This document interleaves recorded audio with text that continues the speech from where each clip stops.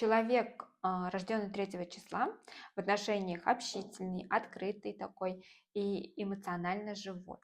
Он легко вступает в контакт, любит разговаривать, делиться мыслями. Для него важно, чтобы в паре было внимание и возможность вместе делать что-то такое интересное. Такой человек умеет поддержать настроение, и он создает такую легкую атмосферу. Быстро реагирует на настроение партнера и может находить компромиссы, чтобы не создать конфликт. Ему нравится, когда отношения интересные и не скучные. Иногда может быть рассеянным или непоследовательным. Часто забывает какие-то договоренности, меняет планы или вообще отвлекается на что-то другое.